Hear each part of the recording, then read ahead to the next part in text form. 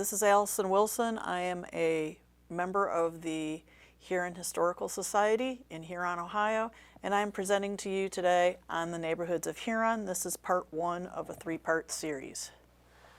Before I begin, I just want to let you know that this is a nonprofit organization who could greatly appreciate either benefiting from a membership from you or buying any of our DVDs or booklets that are available on our website, www.thehuronhistoricalsociety.org. So the first part of the series is on the 19th century first neighborhoods of Huron, when Huron's harbor was the economic hub. And around the harbor you had the Old Platte and the east side, and then the city, or the village at the time, expanded to the south to Oklahoma. I would also like to emphasize in the video the significance of the vacation land at Rye Beach out on Huron's west side.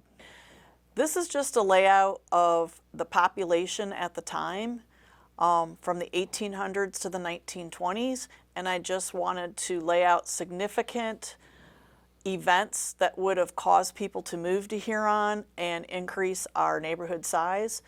This includes anything from our shipbuilding and commercial fishing industries to the immigrants that were brought to Huron for the iron ore and coal docks, and the building of the Wheeling and Lake Erie Railroad.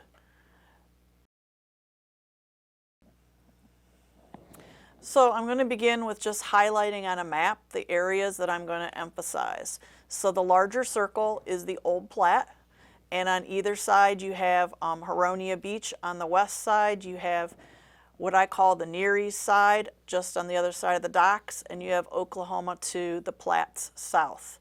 And then the smaller circle is Rye Beach, which was a destination point on the Lakeshore Electric. So our village was founded in 1809, and it was not platted officially until 1824 due to a delay of paperwork during the War of 1812. At that time when it was platted in Huron County, which is now Erie County. You'll notice on this map, this is the Old Platte downtown, and the streets are not the same as they currently are. So if you go from the north to the south, you have Lake Street, then you have William Street, which was an east-west street, and you have South Street, which remains to be South Street to this day. The north-south streets I'm going to name from the first cove to the river. So on the first cove you have West Street, which is still called West.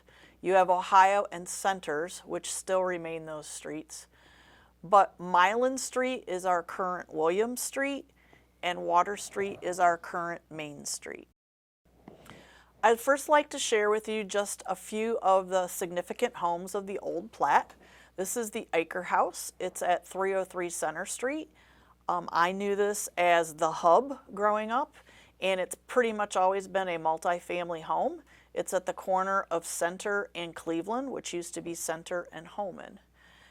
To the right of the old picture is the current picture of the hub. The house features a widow's walk, and most of its life, again, it was a multi-family home. In the old picture, if you look beyond the tree, that is what is now Captain Montague's or Captain Montague's home that is now a bed and breakfast. So on this, we have two homes noted. We have the Wickham home, which is at 209 Center. It is an 1839 Greek revival. And on the right, you have what is now Captain Montague's. It's at 229 Center, and it was also built by the Wickhams in 1881. This next home is the Ray House. It is across the street from the Huron Library. It's at 401 Center, and it was built in 1903 in the Queen Anne style. The Graham family has upgraded the house, and that's your picture on the right. I want to share with you two interesting Scott homes. The Scott family is on its fourth or fifth generation in Huron, and they had two homes that were moved. The Scotts moved one of the homes from Piety Hill to 213 Ohio Street in 1887. If you look on the map to the right, you will see a Wall Street. That is our current Wall Street. You will see a star. That is our current lakefront park. So you can gather from looking at that map that everything to the north of the star is no longer. It was swallowed by the lake. Well, the Scotts wanted to save their home, so they moved their home from the lake up Ohio Street. The other Scott home was moved all the ways from Cleveland on this barge. So when you look at this barge, there are two houses being moved. And this home was moved to 211 Ohio Street from the Huff area of Cleveland's east side in 1956. The two homes had been on display at the mall in Cleveland as part of a facelifting project, and they were featured in the national magazine called Life. This house is just representative of what we call kit houses. The Swanbecks currently live here at 116 Center Street. But this is a Sears Roebuck and Company kit home that was built in 1938, and it is the Martha Washington model. Lastly, on the plat, I just want to share the people. This is skating on the first cove. I think this picture is significant because it shows also the Lakeshore Electric's abutments where the trolley did run through. Both coves still have abutments that are obvious, so if you go down to West Street, which is now Sail Away, you can still see evidence of the abutments from the Lakeshore Electric. These two pictures are on the left is a set of homes that are no longer standing. It's taken from 208 Main, where the Wiegans had their fishery, and it's looking across the street, and that's one of the Wiegans in the picture. And across the street, those homes no longer stand. They are in the parking lot that is opposite the Twain House now. The home on the right is a picture of them moving the home from Main Street up by the donut shop down to Wall Street. So this home was moved from Main to 107 Williams, and the Swanbecks moved into it in 1950. The old plat started creeping south to what became Oklahoma. This is Adams Street in Oklahoma, and some people called this the West End, as I understand.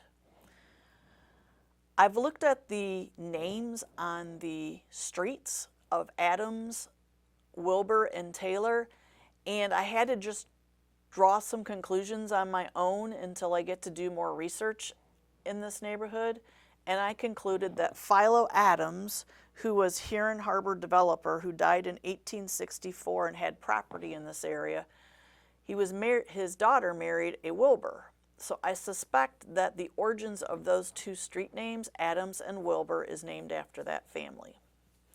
As for the Oklahoma name of the neighborhood, most suspect that it was just an endearing term, like the state, where it was way out there. You might as well be in Oklahoma. So it was a little further out of town.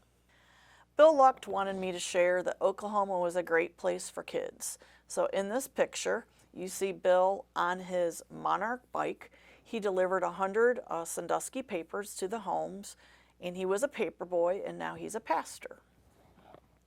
He wanted me to share that the Oklahoma Park had a merry-go-round, a jungle gym, slide, and swings, that kids played tackle sandlot football, and I found lots of evidence that baseball was popular there too. When time to come home, Bill said, "Mother blew the whistle. She got out of a Cracker Jack box."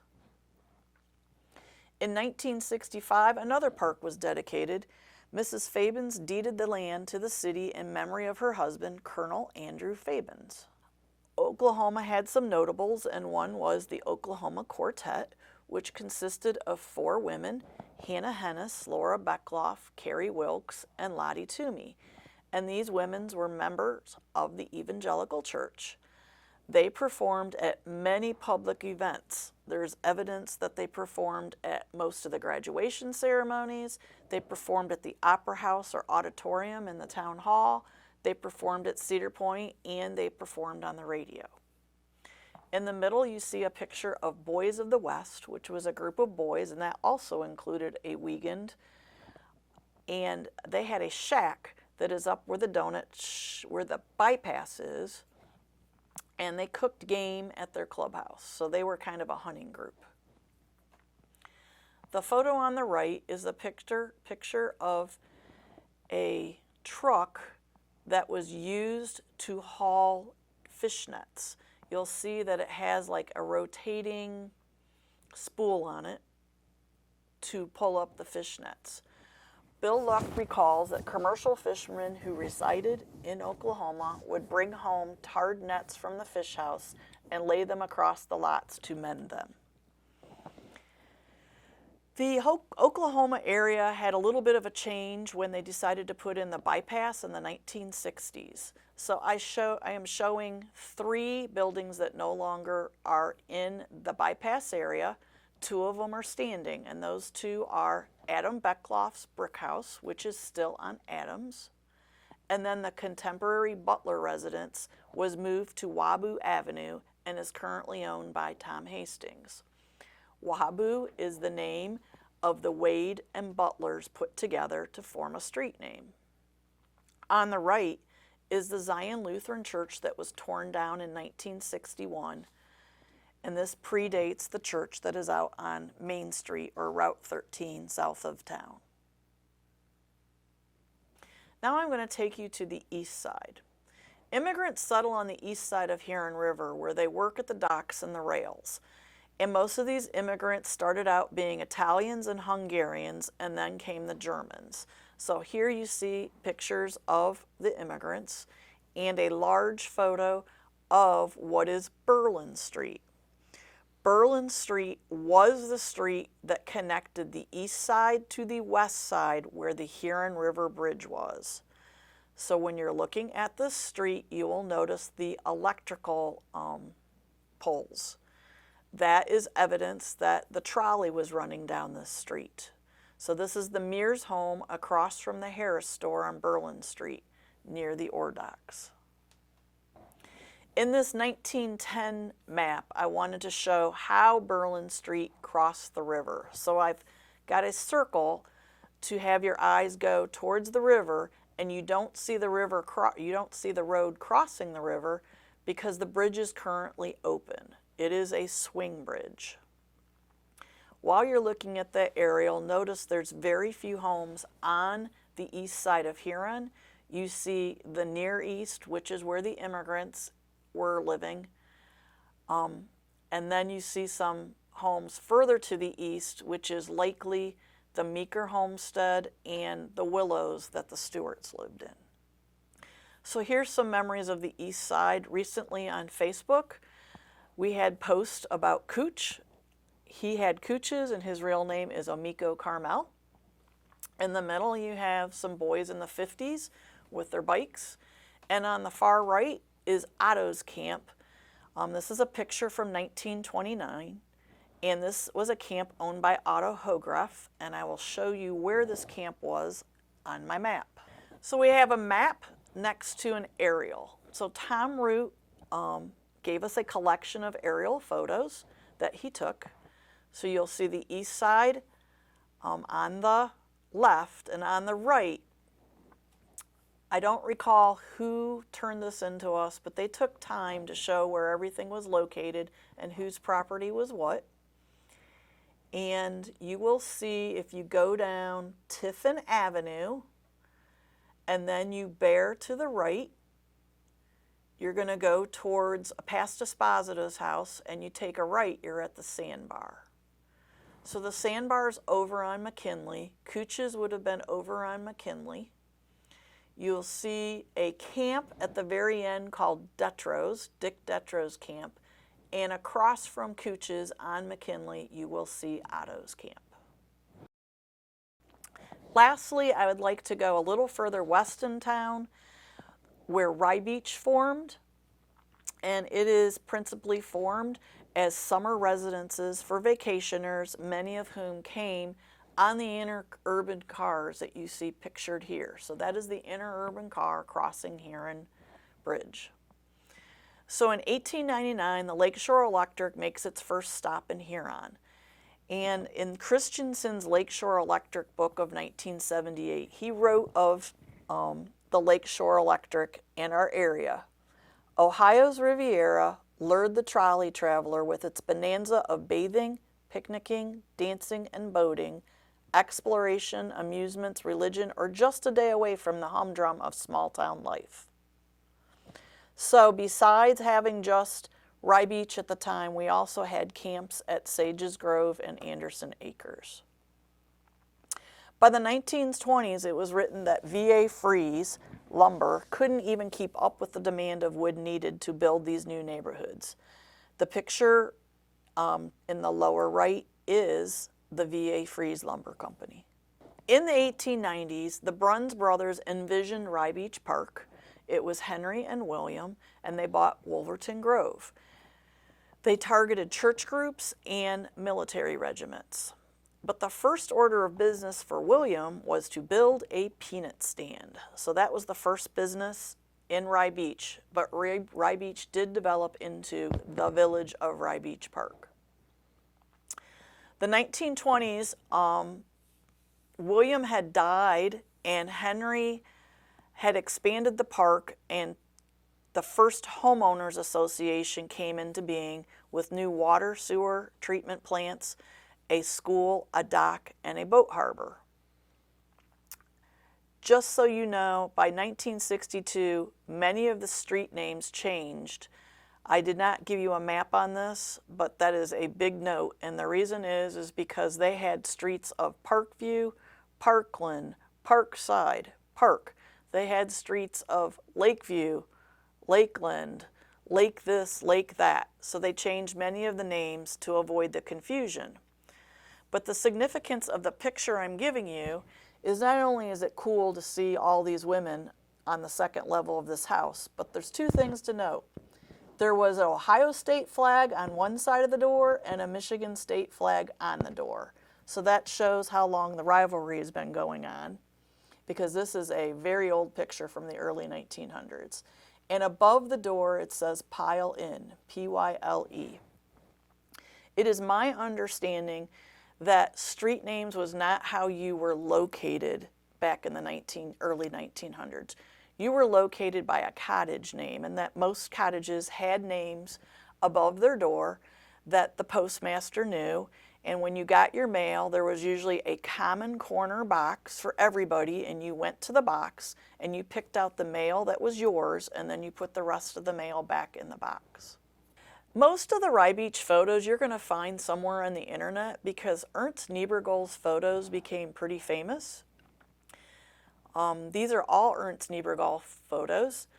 You'll see in the upper left is the entrance from the Lakeshore Electric, and the lower left is an interior view of the dancers at the dance hall, and on the right is the early dance hall. This is the first dance hall, and it appears that it is down by the lake. Here's some more contemporary Rye Beach photos. On the upper left is the dance hall that some old timers still recall. It was there from 1922 to 1943, and it went from dance hall to become a ice rink, but the fire destroyed it in 1943.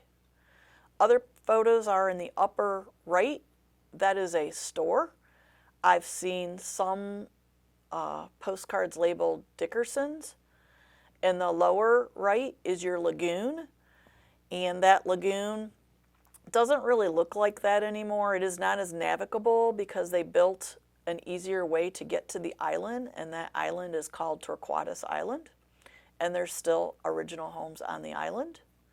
And in the middle you see people getting off the Lakeshore Electric, And on the lower left is an interior of a store. You can see the bananas hanging from the ceiling there.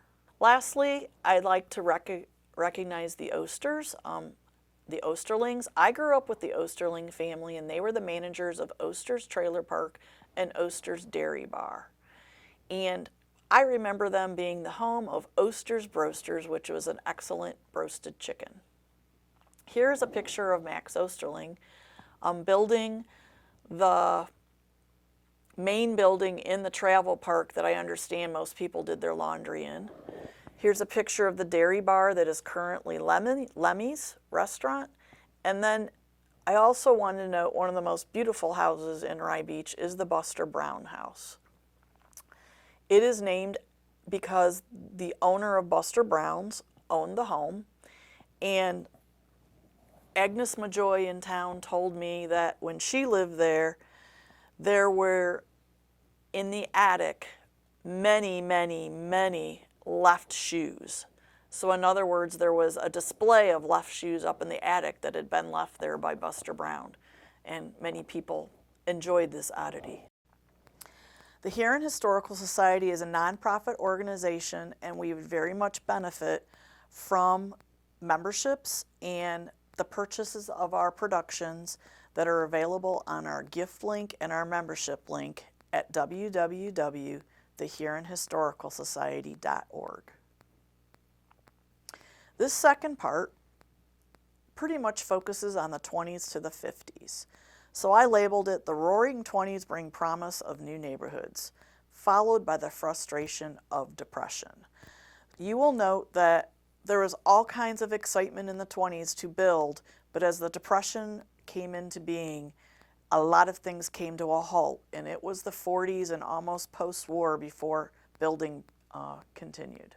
I'm going to focus on post-World War I economy, and the West Side neighborhoods I would like to feature are Huronia Beach, North Palm Beach, Oak Point Subdivision, Grand Forest Beach, and Willow Grove.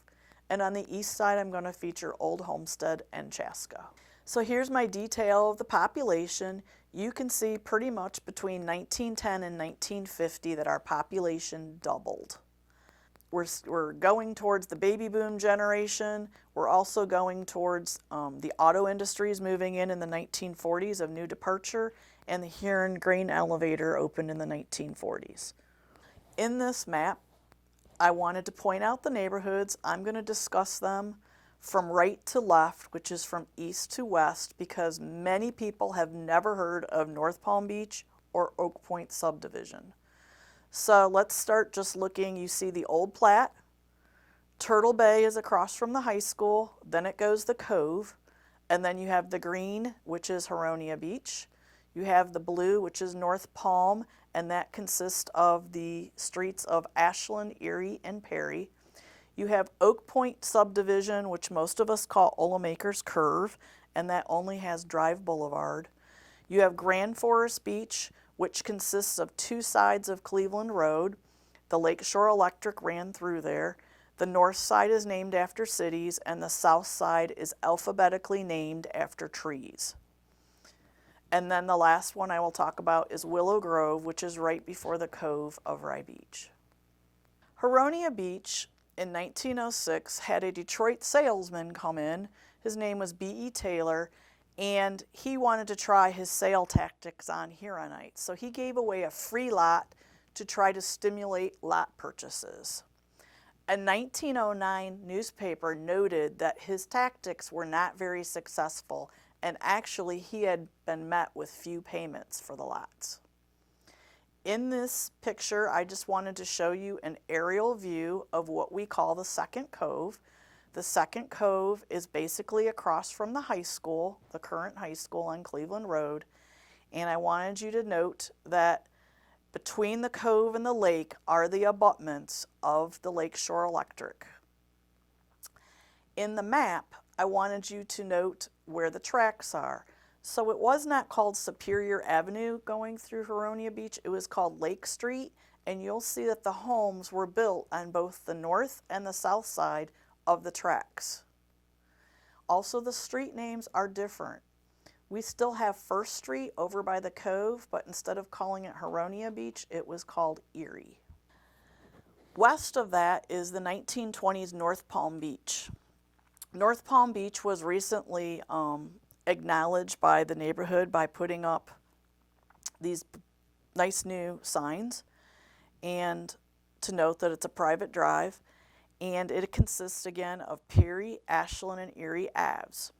In 1929, the plat that became North Palm Beach consisted of 65 acres on 9 acres of what was Quimby Wright's property, the son of Jabez Wright.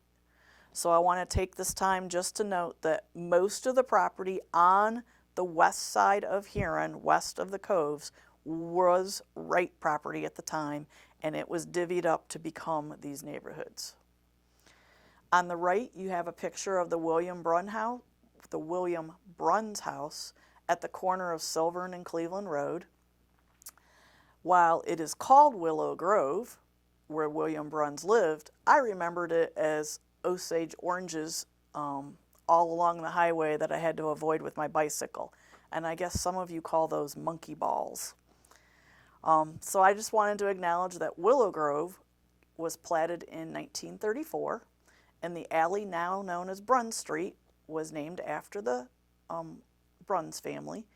And that alley and the pipe over the creek connected residents to the Rye Beach. That inlet was popular for ice skating. 1920s Oak Point subdivision, or what you call Olemaker's Curb, was formed by professors of Ohio State, mostly men without children. It was the men and their wives, formed this subdivision on property of Jabez Wright's. The sole street is Drive Boulevard. So there you have a picture of the professors. And I find this property interesting because of all the details that the Dreffer family has kept and secured of some of the oldest deeds in the county. So I wanted to read to you what many of the deeds of Erie County say, because we live in the Firelands. So the deed reads, "The original proprietors were the original sufferers from losses sustained during the Revolutionary War by reason of having their property destroyed by fire in 7 towns in the state of Connecticut, and the Firelands, or Huron County, was given these sufferers by an act of the General Assembly of 1792. And I also was thrilled to see an authentic signature of Douglas Wright that you can see there. So Oaks Point subdivision used to have this nice pier or boardwalk out into the lake. It was destroyed in a storm in 1972, but the pier was not uncommon to look like that along the west side. I also wanted to note the concretions that we grew up with. Most of us call them boulders. They're technically called concretions. And the class of 1959 took one of these concretions and put it in front of Huron High School, and today that still remains the graffiti rock. Moving west of Oak Point, you had Camp Boulder. So here you have photos of Camp Boulder, and you'll see the cabins. These cabins were auctioned off. I believe it was, I don't remember if it was the 1970s. And Mr. Common bought 3 of these cabins, and you can see in the lower picture, those 3 cabins now stand across from Huron High School, where we have the turkeys. So the cabins were moved, and they're across from Huron High School. I also took pictures of Boulder Shores and Oakshire to show how those condominium complexes were evidence of the history of Camp Boulder being at that corner and Oak Point subdivision. We have a large collection of photos of Grand Forest Beach. It is called the Strom Collection, and we also have the original sales brochures. Here are the sales brochures of Grand Forest Beach, and you'll see it was called Grand Forest Beach Club, and the idea was it was going to be more than just homes. It was going to have a clubhouse and tennis courts and some other ball games. So they show you a picture of the clubhouse, which is the Esch House, and the Esch Mrs. Esch was a Wright.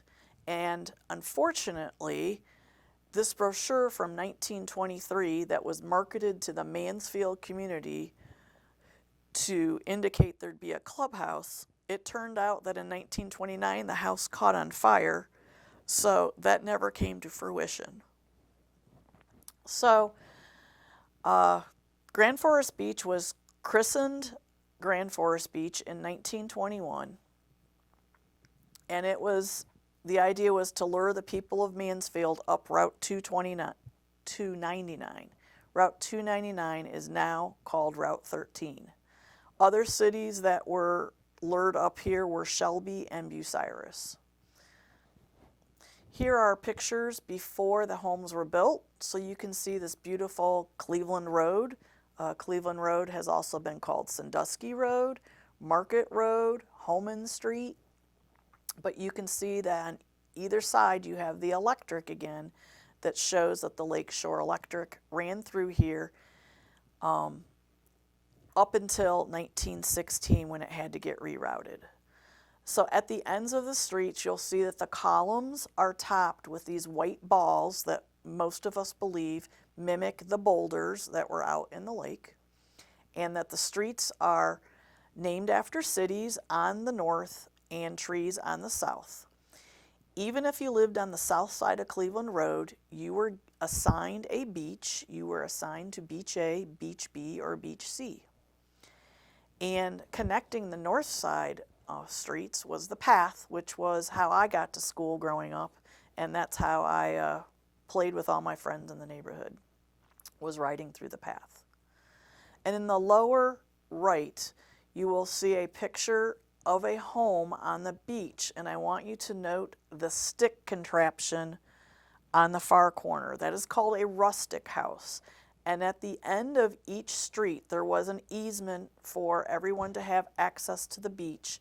And at the top of the beach was this rustic house, which is some fairly substantial sticks that were put together to form a place where you could throw your towels and where you could sit before you went down to the beach. In this photo, you'll see at the top is a beach scene. Basically, if you're looking at that scene, you're standing on one of our T-piers looking up towards, I believe it's either Columbus Avenue or Sandusky.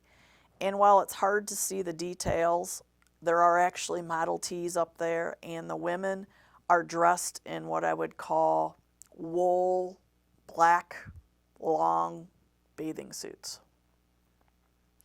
Down in the lower left is your typical Grand Beach Forest home.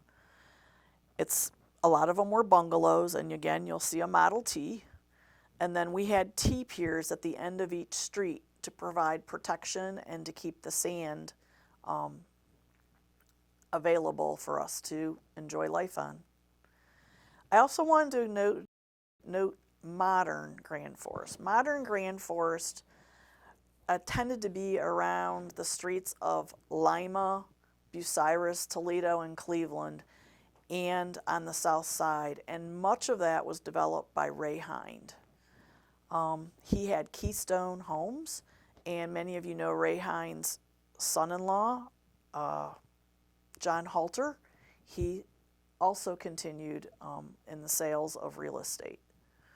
At the upper right, Ray Hind had purchased these cabins. These are called the Lakeview Cabins. They were down by Lima Avenue.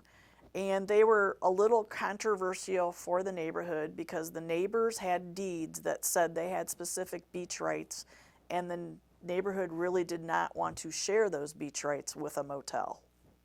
So now that we've completed the west side, let's move over to two neighborhoods of the east side. So in this map, I wanted to note Old Homestead 1, Old Homestead 2, then Chaska, and then we'll deal with Beechwood when we get to the 1960s. So Old Homestead and most of the property that is on the east side was owned by A.W. Meeker. And in 1837, his homestead was split between his daughters Meta and Hannah. The home started in 1837. His home still stands at the beach at Old Homestead. It's on Oneida. I don't know if that's between 1 and 2. And it still stands. And he had daughters, Meta and Hannah, and in 1922, that neighborhood was split. Meta Breckenridge developed the west half of his property and named it Old Homestead. The 1859 Meeker home still stands. The Old Homestead Beach Association was granted ownership of Harborview Beach, the tennis courts, and 2 parks. So here you see Meta in the middle. You see my father, Gordon Meeker, at the dedication of the Old Meeker Farm sign that was provided by Huron Parks and Rec and the Historical Society. You will see pictures of, that is Park Stewart in his canoe, enjoying lake time, and you'll see a reconstructed entrance to the park or to the neighborhood that served as the Lakeshore Electric Stop 22.5. And of course, in the upper right, I put that on there because I was learning throughout all this that it's definitely distinct whether you live in Old Homestead 1 or 2. Here is the 1920s Old Homestead on the lake map, and I just put that up there to note the distinction between Old Homestead 1 and 2. And really, none of the street names have changed. It was an untouched neighborhood. I want to focus on one older home. It was built in 1897, before Old Homestead was formed. This is the Stewart home. It is about 4 doors down from the Meeker homestead. You'll see both the current home picture in the upper right and a picture of it in 1897 or the early 1900s down in the lower right. This property is unique to me because the house is built on sand. So even today when you go into this house, there's evidence of a lot of shifting. And so the walls, you'll see a lot of breakage in the walls. There'll be breakage in some of the stone floors near the hearth. But it's definitely constant movement from the sand. And when you walk out in front, it's very obvious that there's high dunes in front of you. I don't think of Huron as having dunes, but when you're standing in his lawn, the dunes are much higher than the home. In the center, I just put a picture that Harlan Stewart wanted to share of how the original furniture is still in the home. So you have a family picture from the early 1900s in the furniture on the bottom, and he just repainted it, and you'll see the wicker furniture in the top. Another neat thing in Old Homestead is its lustron homes. There were 4 lustron homes. Lustron homes were prefabricated porcelain enameled steel houses that were developed after World War II due to the housing shortage. They were 1,400 square feet. They were typically pastel, and they were put together as hooked panels. So here you see a picture of one that has been disassembled and moved. I believe it was moved out of state. These homes, I have been told, were made in Columbus, Ohio. Now we're going to move to the other half of the A.W. Meeker family. A.W.'s daughter, Hattie Stein, developed and named Chaska Beach. Chaska Beach supposedly is an Indian word, Chaska meaning little boy, and it was named after Wright Stein, who was Hattie's little boy. So here you have the entrance without any homes down in the lower left. You have a brochure in the middle, and on the right is what I'd like to focus on, and that is an aerial picture. So this picture was taken in 1947, and the foreground is Chaska. The very upper part is Old Homestead 1, and you'll notice that Old Homestead 2 was yet to be developed. So that can kind of tell you that Chaska proceeded first, then Old Homestead 1, and then Old Homestead 2. I put up a picture of the Chaska map, and it notes on it that it was strictly private and highly exclusive. Down in the lower right, you'll see Lakeway, which is still Lakeway today. In the middle, you see photos that Jeff Ulrich and Barb Beckling provided me from their book called Chaska Beach Houses. And that concludes my early 20th century neighborhood presentation. This third part series focuses on the 1950s to modern Huron. And I titled it 1950s Growth Brings the Split Level, the Ranch on a Slab, and Concrete Streets. Two notes: during this period in 1955, we grew so much that we got 1,000 more people through an annexation of the west side of Huron that we were able to become a city in 1961 because we met the 5,000 person mark. So we're at the World War II baby boom. We are having the Glidden plant, the lime plant, and additional auto industries in Sandusky move in that are bringing people from New Jersey, Connecticut, all over, and we are growing very quickly.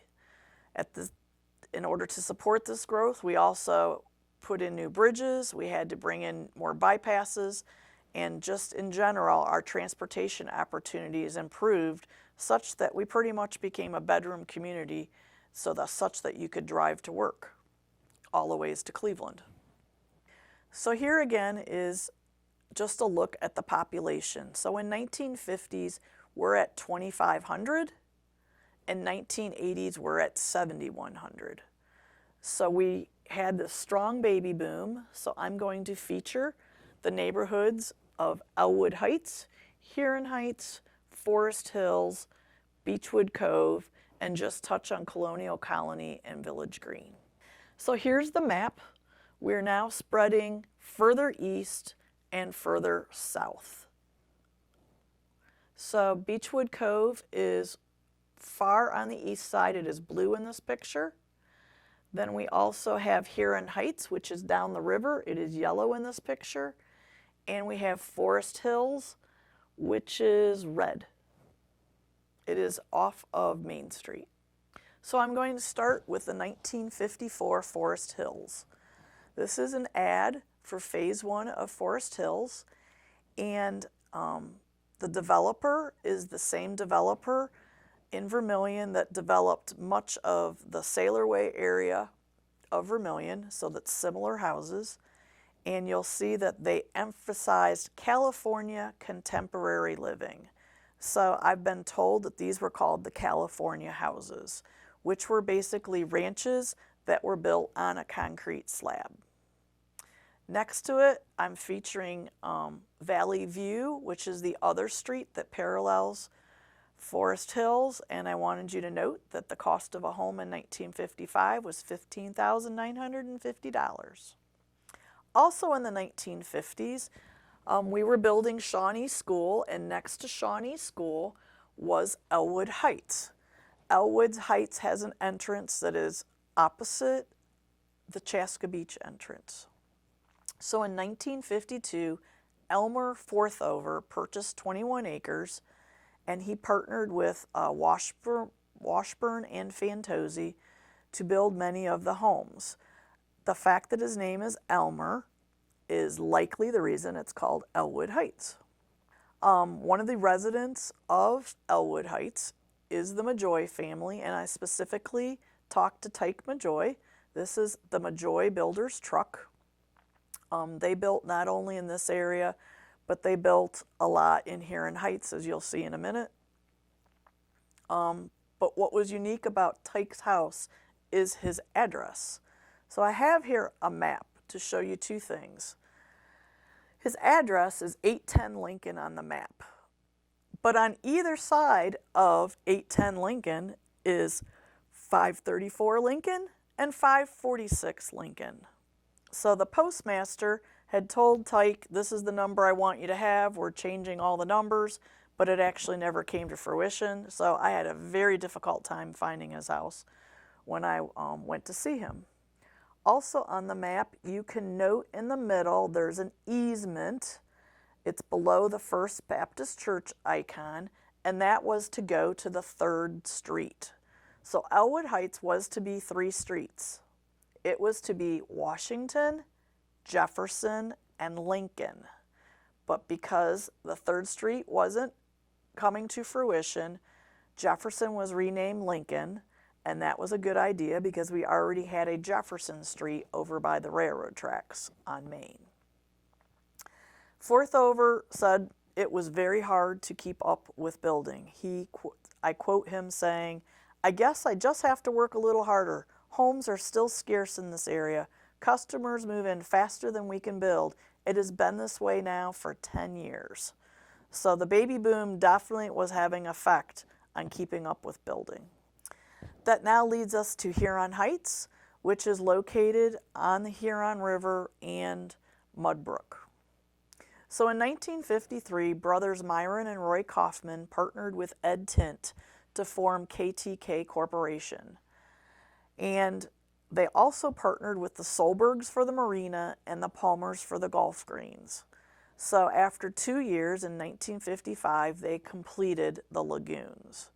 Here you see pictured Roy Kaufman discussing the greens with Dick Palmer. You'll see the Lorcher home, which was made into a clubhouse.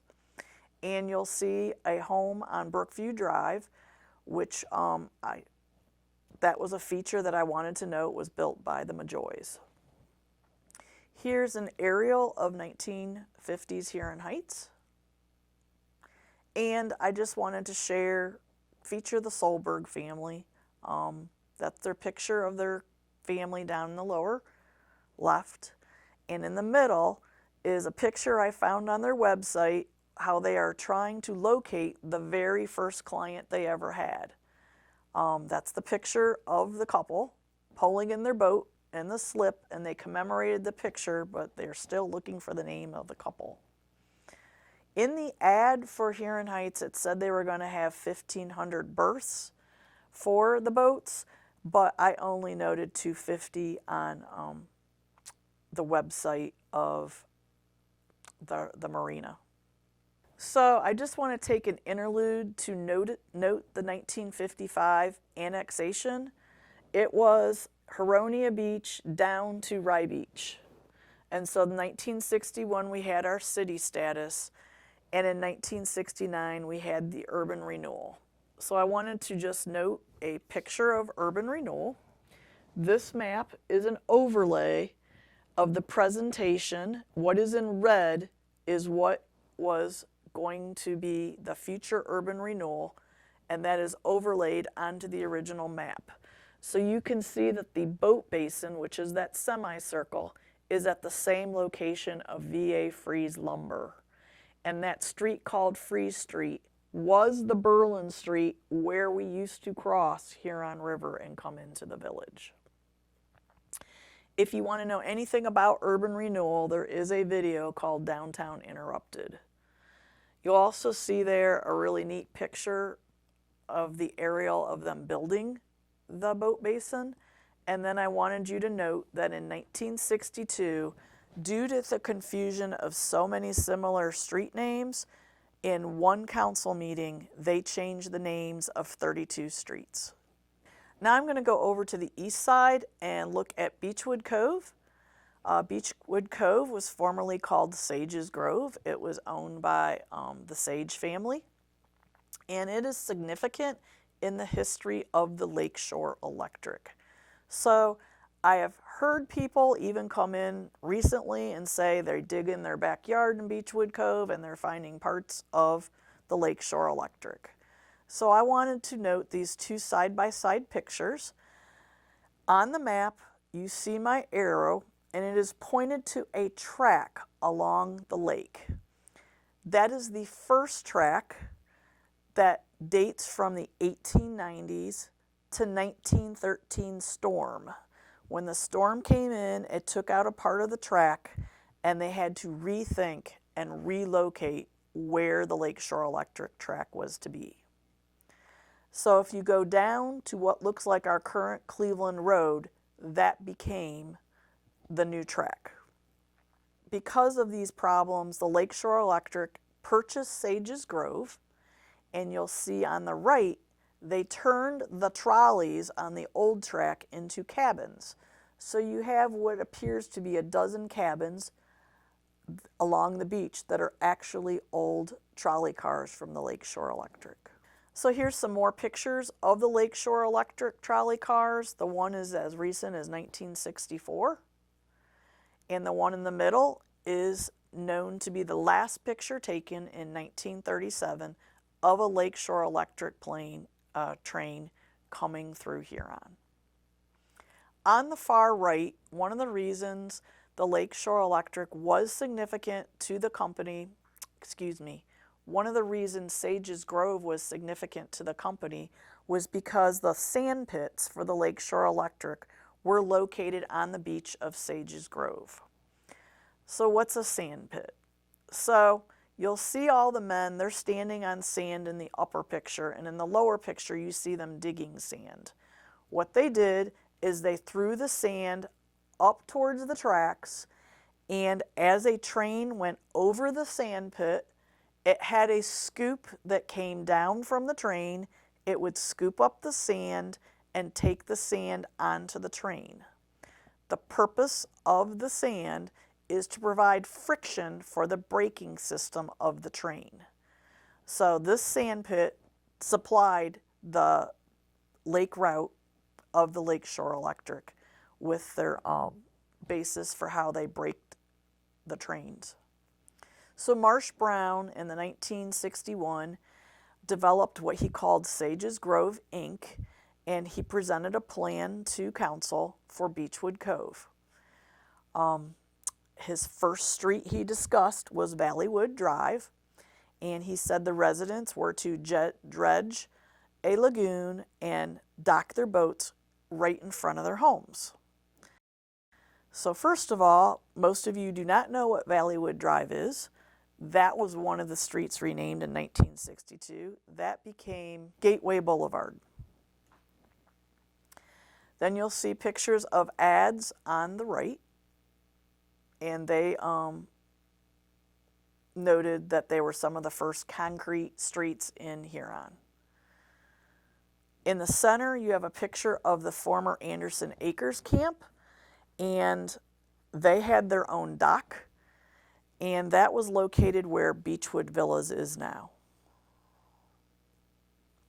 Lastly, the 1960s neighborhoods I will note are Colonial Colony and Village Green. Again, the Klingshirn came from Vermilion, and he bought up the land that was known as Kittyland. It is next to the current Huron High School, and he bought the Kittyland and a trailer park and erected housing and the Colonial Colony apartment complex. 5 years later, he started Village Green. So there's an ad for a split level in Village Green. So in concluding the series, I just want to note that there were other notable neighborhoods that I'm researching. Wexford, Park Ridge, which is an expansion off of Oklahoma, Huron Green, which is in the township, Eagle Crest, whose entrance is opposite Beechwood, Troct Meadows, which is down by Barnes Roses and Camp Road, Songwood Reserve has a part 1 on Rye Beach Road and a second part on Huron Avery, and Willow Creek is across from Slate Cut on Hall Road. You'll see that Dave Dreffer was instrumental in much of this development. And I also wanted to note we have Fitzgerald Allotment that is off of Hall Road, and Troct Meadows was built by Bob Troct. So that I don't slight anybody, I noticed all the different estates and developments that occurred in the township, and people were struck by 2 they'd never heard of.